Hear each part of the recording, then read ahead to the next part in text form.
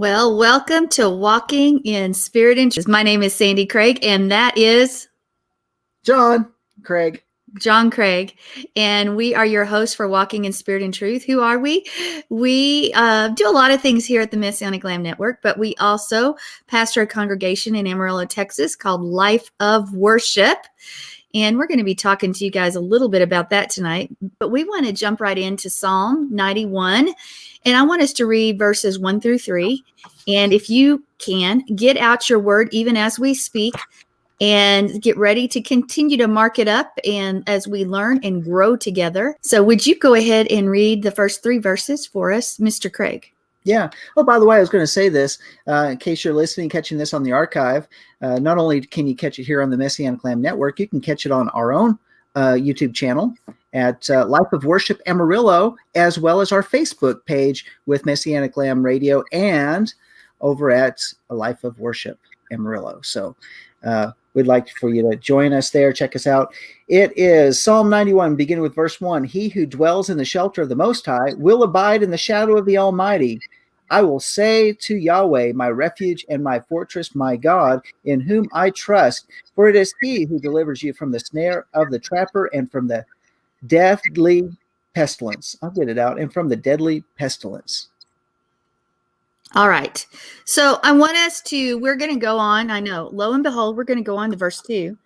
But isn't it amazing just in verse 1 how much Yahweh's reminded us how he wants to protect us in the midst of whatever's going on.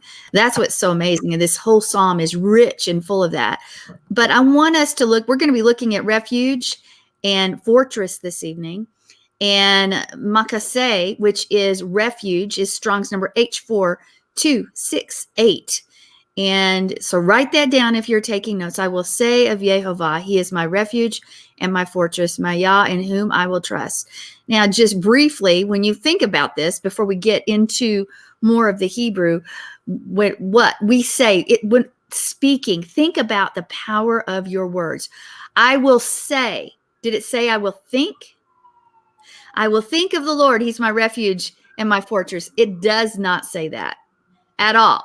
It says, I will say. I will say. That means that spoken word which has power. Remember, life and death are in the power of the tongue. And unfortunately, we as people have lived far too long making our tongues the tools of death instead of life. How do we make them tools of life? We speak his word.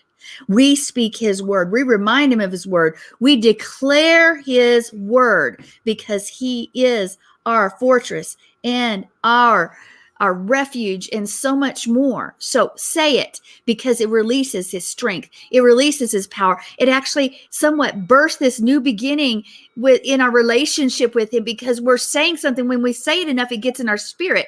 Just like you've heard the old adage, if you say it enough, you're going to believe it. Well, maybe it's time we start saying the word enough that we're going to actually believe it.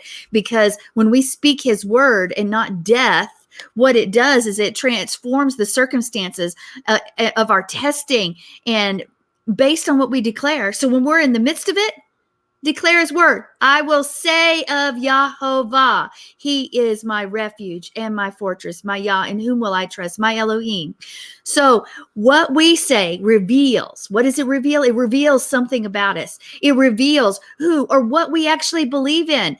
Who do we believe to be the most important person in our lives? And Yahweh is not a person, but who is most important in our lives? Who is worthy of obedience? Who is worthy of praise? Well, it's Yehovah. It's Yahweh. There is no other. I will say of Yah, he is my refuge and my fortress. And the next word, English translates it as the Lord. And when you think of that, it's the right hand of Yah's power. And it's completing something through revelation. And he wants us to pay attention. The revelation is coming. It's coming through the nail or the hook that connects us from earth to heaven. It's Yeshua. I will say of Yeshua, he is my refuge and my fortress. He's revealing his power to us through Yeshua, and he wants us to realize that it's Yeshua's work. It's a done deal. He's already won the victory. We enforce it. He is the ultimate covenant maker and keeper. It's Yeshua himself. the one who walked through the pieces, the one in the burning bush, the one in the cloud, the fire. It is him himself. Now, we're not getting into a lot of detail yet, but the next word I want us to look at, and when we say of Yahweh, Yeshua, he is our refuge, we're saying what? Just off the top of our head, without breaking the Hebrew apart too much, we're saying that he's our protector, and he's the one who separates us from the enemy. Remember when we discussed shield and buckler, those terms show that he is the one that stands between us and the enemy. He's the one that deflects the arrows, the fiery arrows that try to be shot our direction. But here we say he's the one who protects us and separates us from the enemy. He holds us. He holds us in his heart. For he knew us before we were ever born. He's loved us. He's been calling to us. He's been waiting for us at the door because he is the door. So he holds us and he gives us support when we need it and encouragement through his word. And we can receive revelation when we've been dwelling in the secret place, that place of intimacy. We hear the secrets of his heart. And so we can see more clearly. He is our refuge. And then just to top it off before we go to parallels, he is our fortress. Yah is our fortress. We're saying he's our righteousness. It's Yeshua. It's Yeshua who went to the stake, who went to the cross, and he connects us.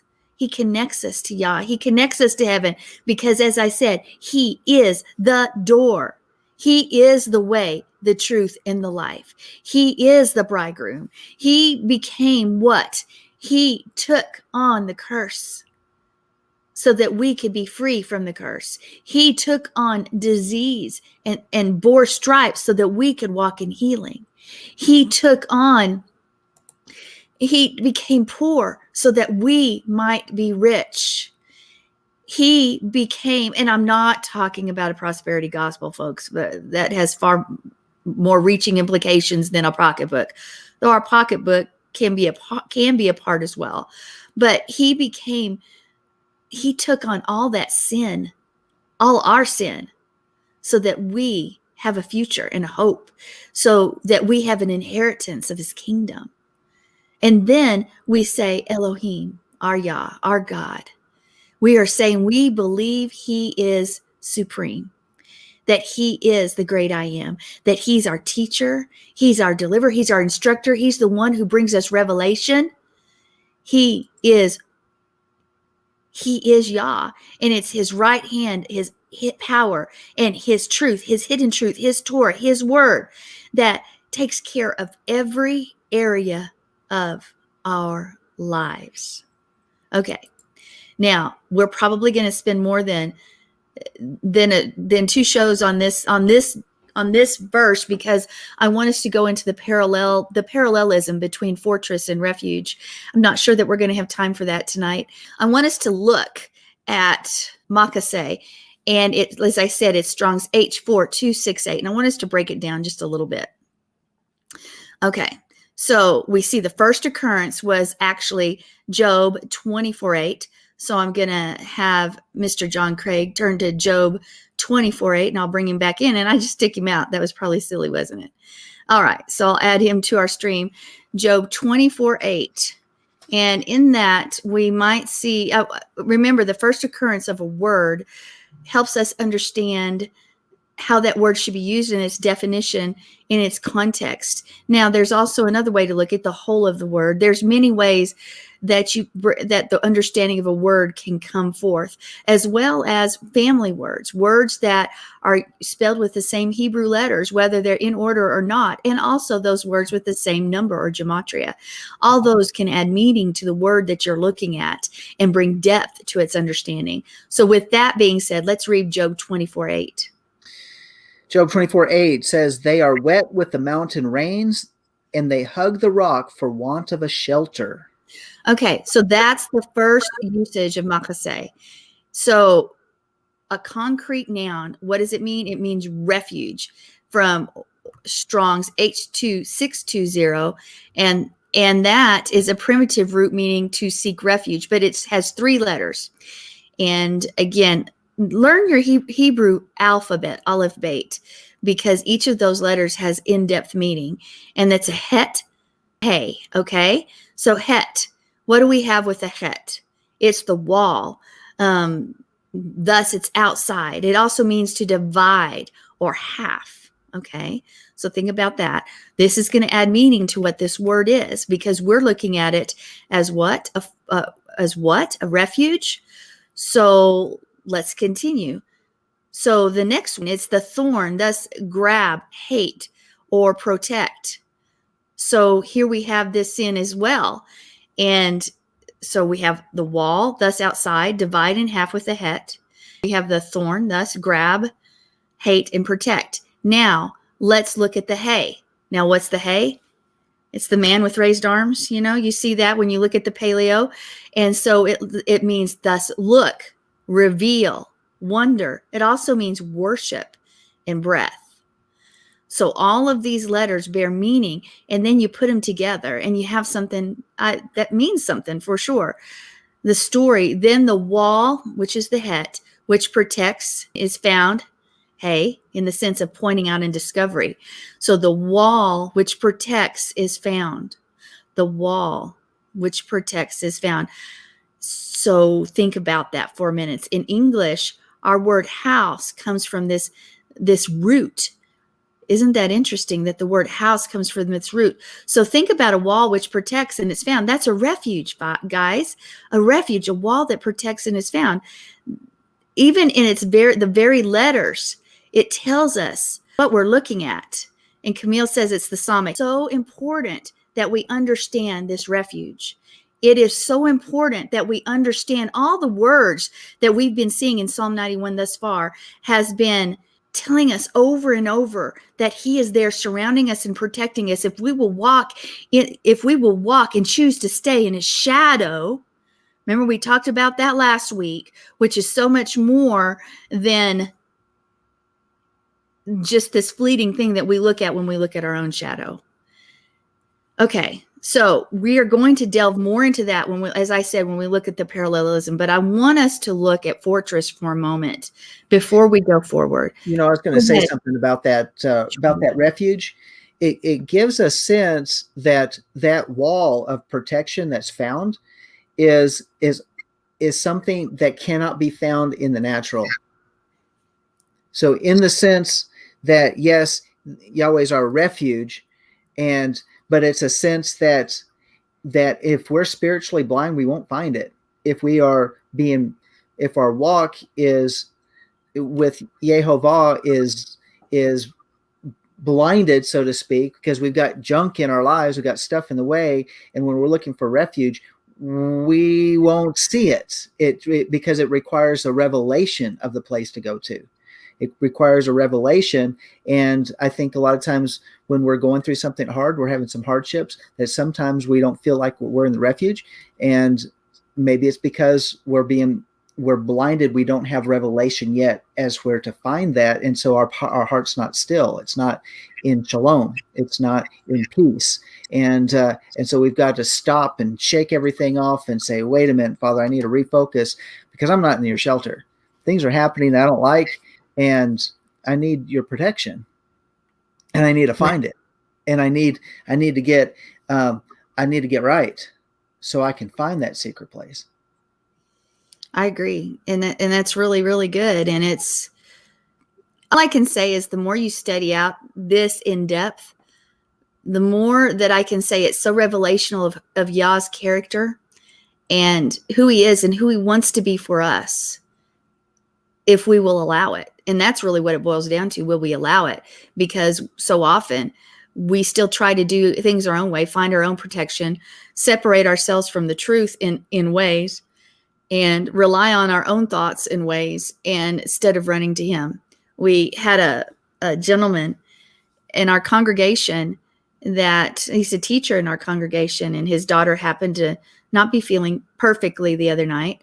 And I said something, did you get the oil of oregano? And he said, well, we have that, but first we pray. And of course I know that. And I agree. First you pray. But sometimes even believers need to be reminded, people of faith need to be reminded of what they do first. Not that I had forgotten that, but my conversation, I should have maybe expressed that first, even though I wasn't saying that I didn't, but it was true. Yahweh is the answer, period. But what goes first is always that prayer. I just, it's very important, extremely important to keep those priorities straight. That's right. That's right. Now, as we go and look at fortress, I want you to understand that in the Psalm 91 itself, we see a lot of parallels. We see two words that are together in phrasings, and that's parallelism. Okay. And there's a number of metaphors that actually refer to Yahweh's protection of his people. He's our shield. He's our fortress. He's our hiding place. He's our keeper. He's our refuge. He's our shelter. He's our shade. He's our stronghold. He is. And in many of the passages that use the metaphors of Yah as our protector, we see those titles or those words used, as I said, right beside each other. So we are going to look at them a little bit, at least in part right now, together. So it's going to be helpful to display them even together. If you have anything out, like your Strongs or something else, if you want to pull it out. And Camille, Tammy, I know you guys there are very great with Hebrew. If you have something, please contribute, and we will speak it and maybe even put it up there on the screen so everybody can see it. So unlike Europe and unlike Asia and unlike America has very little understanding of refuges and fortresses. Yes, we do have a little bit of history of that. But when you look at other nations around the world who are much older, they have those fortresses of old, those strongholds of the past. And maybe in the West, where settlers might have gathered during times of unrest, there was fortresses and things we understand, but there's a greater understanding in other parts of the world about these words and what they meant physically in someone's life. But in the Tanakh, in the Old Testament days, especially before the Romans brought peace, I'm quote unquote, to the area, a refugee or fortress was something that they needed. Remember, even the cities were walled. Why? And when we're talking walls, we're not talking a wall that we would understand it. We're talking walls that chariots, multiple, could fit across. Now, folks, those are some walls. We have no understanding of that here in the United States.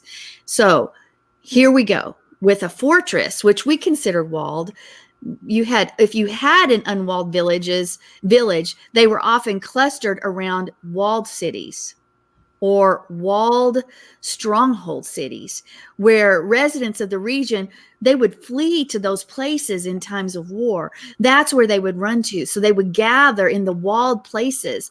Ooh, where should we gather when we are facing opposition from the enemy? Of course, he's our strong tower. He's our fortress. He's our refuge, just as you just spoke of as well, John, about the walls that protect us, right? Yes. So here we go. The people from villages without walls would run to the walled city, the fortified place, and that's where they would flee in times of war. High towers and ramparts could be defended against a force many times their size. And so there are many words used to describe fortresses, and they're used as metaphors for Yah's defense and his protection. So we're going to go over a few of them right now before we go forward. And the machaseh, the place of refuge, shelter.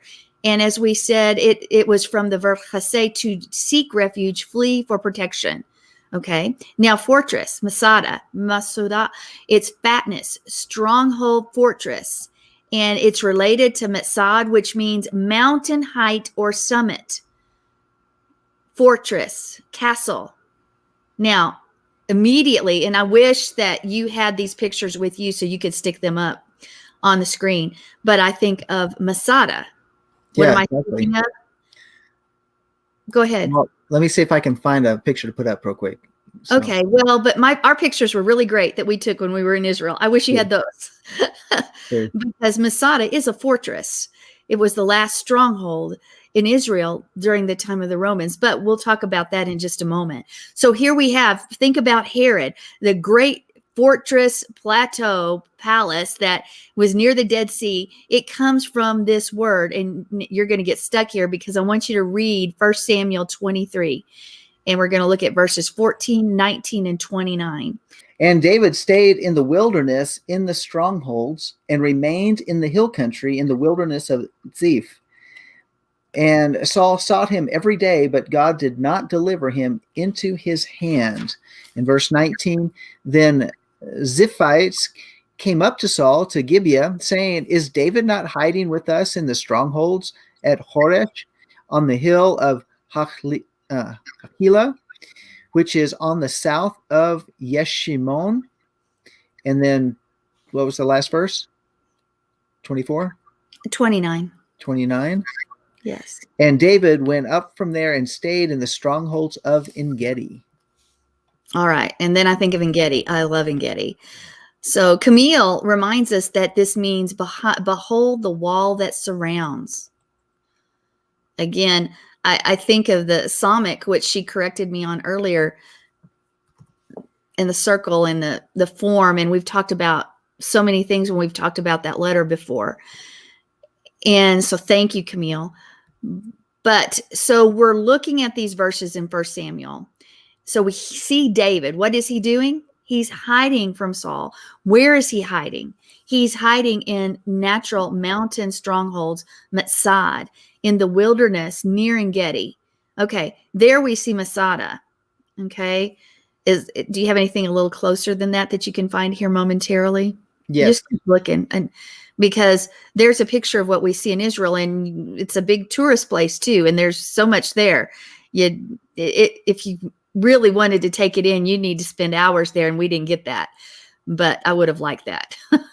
Okay, and also we may just real quickly look at Strong Tower. Well, Strong Tower is Migdal, and it's a great or tall place. It's a tower, and it's from the word Gadol, which means grow up, become great.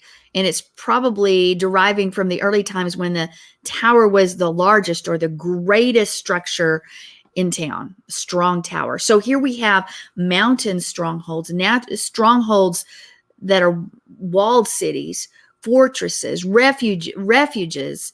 And here we have this other word, strong tower, and we'll get more into that later. But the strong high tower. Now look at that, because you're going to see its relational value with refuge as well. Misgab. So we have Migdal, Metzada, Metzad, Makaseh. We have all these words that are coming together, and they're, as it was said earlier, we refer to Yahweh as these things.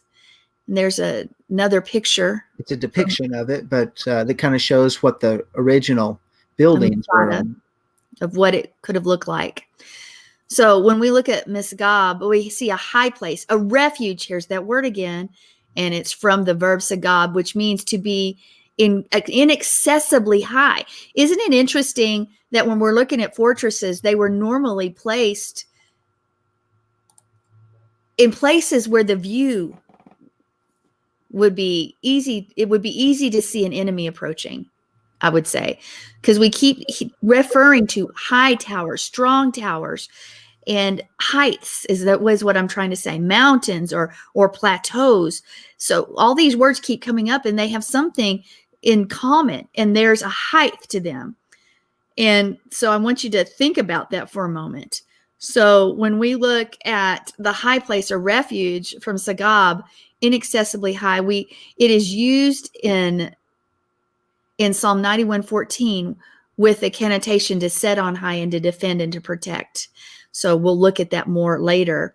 And anyway, with that being said, just a little bit of background before we continue breaking the words down. I want us to talk a little bit about Masada and about these words in this place that we're speaking of. Maybe you guys, not everybody knows everything. Not everybody has been to Israel. Not everybody's had the privilege of going to Israel. But so let's talk about this for a minute, because it was a stronghold, and it was a refuge, and it played in a very, very important part in the history the more recent history, when you look at the history and all. But Masada is actually, it's an ancient stone fortress in Israel, and it's located high above the Dead Sea on a tall rocky mesa or plateau is what I probably would call it more like here. And it's actually a park now. People, as we said, people go up and they look at it and they get to go into some of the old buildings. And it's actually about 840-acre complex. And there you see the journey up the stairs. Was Masada where we rode Yes. We rode the gondola up. Yes. Okay. So all those people are walking, and that's quite a journey, I guess, but we did not do that, right? Yeah, we actually, this is right at where you come up and get off the gondola, and they made this platform to walk over to the entrance. So, but otherwise those staircases there on the side, it's actually been built up for people to go visit, but it's kind of the path. If you're going to walk it, that's how you'd walk down or walk up through that direction. Right. But this is the a little bit closer. All right. So when we look at this fortress of Masada that we call Masada, isn't it interesting that the very word itself is fortress? You know, that's a fortress. It's fortress.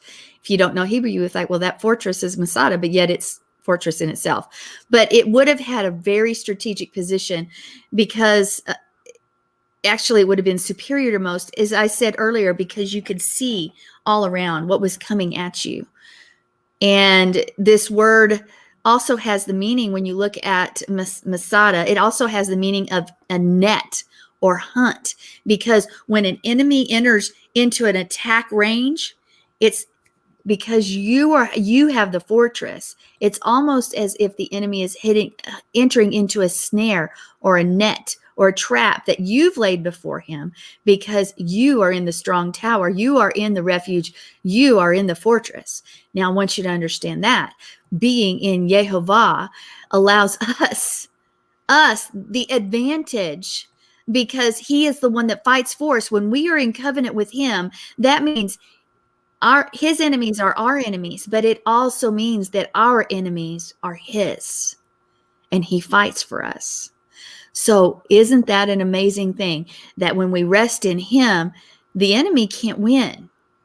Now, he may try to position himself and cause us to see things so close to us that we don't see the bigger picture, so that we think that we're losing battles. But that's not really the case, because as we're resting in him and we're relying on him and we're walking under the shadow of his wings, we are following in his perfect will, and we're not going to be, we trust in our King, and we're not going to be disappointed.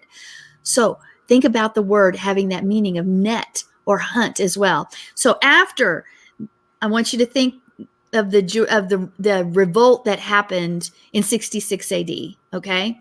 Because we also understand that this word means strong foundation and support in Hebrew. So here we have Herod the Great, king of Judea, who ruled from 37 to 4 BC. He's the one who built this place. He built it like a castle, a complex. And it had, you would think there was no water, which, I mean, water didn't just get up there naturally, by the way. That didn't happen, but it was built so it did have a big supply. And thus it did become a stronghold for the people. Josephus Flavius, the commander of the Galilee during the Great Revolt of the 1st century AD, chronicled the known history of Masada. And he said that this fort was built by Jonathan the high priest, who was thought to be a Hasmonean king Alexander Janus, who ruled 103 to 76. Okay, that's a whole bunch of facts that if you're a trivia person, or if you just want to know your history, there you go. But there were no definitive ruins have been discovered from that actual time. That's just recorded in other books of history. So we need to always understand the advantages of this picture of a fortress for us that stands today in Israel, because it was also an escape place for Herod, a winter escape actually, and it was a haven for him, and it had storerooms, and it had cisterns, and it even had a big well. And after Herod's death, the annexation of Judea, and the Romans, they built a garrison. So here we go. In that revolt that happened, many of the Jewish warriors stayed behind in Masada. They faced the attacks by 8 battalions that were coming against them. And over again, they really defeated them and how? They used stones, they used bows, they used arrows, and they were under siege, but they even displayed, they would hang their clothes out as they washed them, because when you're under siege, the whole point is that you lock a walled city in so that there's no escape. And so people might starve or thirst or die of thirst or things like that. But the supplies were so abundant that there were at least 4 years of supplies. And the water was still so abundant for them, even though that was being laid siege to, that they could wash their clothes. Now, we all know when we're running short of water, probably that's one of the activities we probably wouldn't do. But they would hang them out there so that the Romans could see, hey, you don't have us. You don't have us, because we are in the fortress. We're in the stronghold.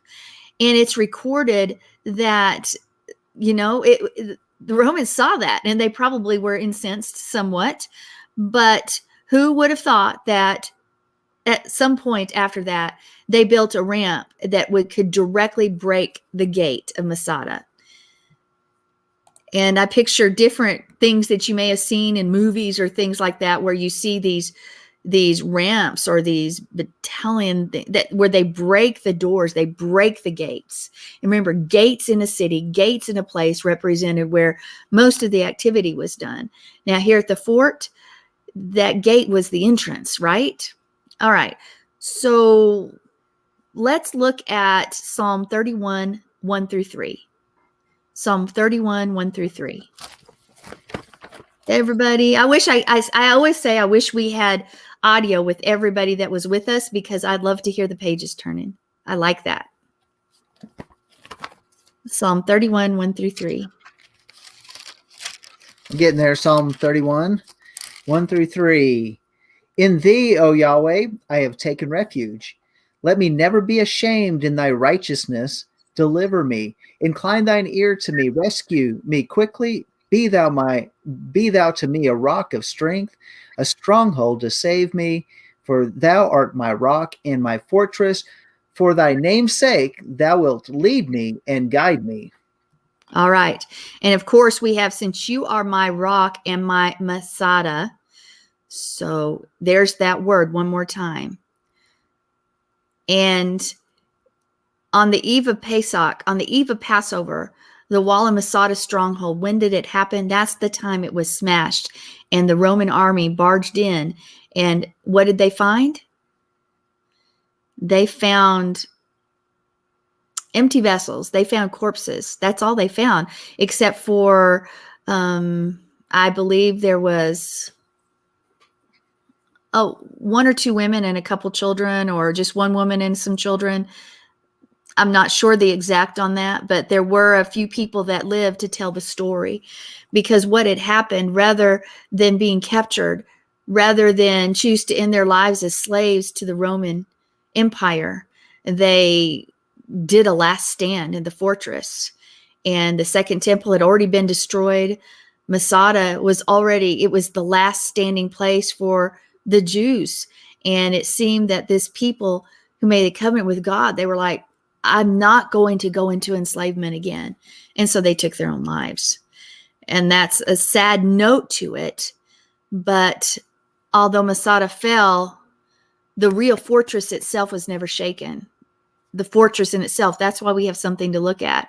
So it was discovered about 1955, but it stands as a reminder of what a fortress looks like and represents. Now, according to Josephus's account in the War of the Jews, he said they had died in the belief that they left not a soul of them alive to fall into the Roman hands. The Romans advanced to the assault, seeing none of the enemy, but on all sides the awful solitude and flames within the silence.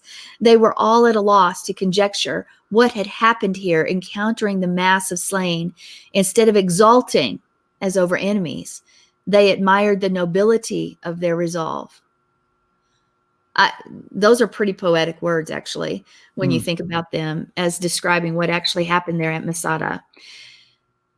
But I'm not saying that as an example of how we live, because it's not. We have Yeshua, and he is our strong fortress and tower, right? Yeah, He is the one. Go ahead. I was just going to say, I would have to say that it would be very sobering. When you look at this siege ramp right here, I mean, they had to build it from the base all the way up. And this is after 2,000 years of erosion, but they would have had to build this huge amounts of tons and tons of dirt and rocks to be able to get up there to the edge of this plateau, or this mesa is really what it is. And to get up there after all that work, to find that these people who had held out for so long were no longer a threat because they had taken their lives. The very fact that they had to spend, probably in our terms, millions and millions of dollars in manpower and materials, and I mean the materials all around for the dirt, but the manpower itself, the sheer, without modern equipment to build up this would have taken years. I don't know how long, but it would have taken a tremendous amount of time to build that siege ramp. So yeah, you can see what an amazing holdout this was, and how determined the Romans were to go after it as well. But since we're looking at this, applying it to our lives today, we know the enemy's determined to take care of his mission within each of us. And what is that mission? To steal, to kill, and destroy. And he may try to lay siege ramps and things that would destroy us. But here's the thing. Our fortress, Yahovah himself, is impenetrable. It's only when we allow sin and other things to open doors in our life that we allow the enemy to come in through some sort of chink that we've created. It makes me think of like prisoners using the spoons that you see in jokes of old. They use the spoons to dig in under a wall or something like that. It's when we do that the enemy gets to come in. But if we remain close and we're quick to ask forgiveness and close those doors, our stronghold's impenetrable. And we can trust in him and rely on him. And Psalm 91, every verse is like that. He's reminding us in this day and this hour when everything seems to be going wrong around us, it doesn't matter. We are secure. We are secure because we are in him. I hope you're in him. If you are not in Yeshua, if you don't know him, if you have not surrendered and said, I want to be your servant, your bondservant, the child of the Most High, then it's time, because you're not going to survive the days ahead without him. I can tell you that right now. You will not. We have to have Yeshua. We have to follow his word, his Torah. We have to be full of the Spirit and walk in discernment, walk in the fruit, walk in the gifts of the Spirit. We have to be light in the midst of darkness. We have to do these things because the days are dark, but his glory is much greater than any of the darkness we could behold. So as we're saying this, we may continue to study this a little bit more next week, but I want us to understand that we've never lost hope. He has got us. He's taking care of us. Now, Camille says that when you look at Masada, it's in the shape of a huge boat. Now, what does that say to you? I think it's very interesting because when I think of a huge boat, I think of the ark. And what happens in the ark? He takes his bride. And in the midst of the chaos, in the midst of the destruction, he protects his bride. Now, as the bridegroom who takes his bride, he is the ark, as we are supposed to be the ark. But he is the ark that in the midst of all that's going on, we're protected in him. Thank you, Camille. That was great observance on that. I so appreciate that, because think of the huge boat that we have in our history that tells us that we float above the destruction. It's the ark.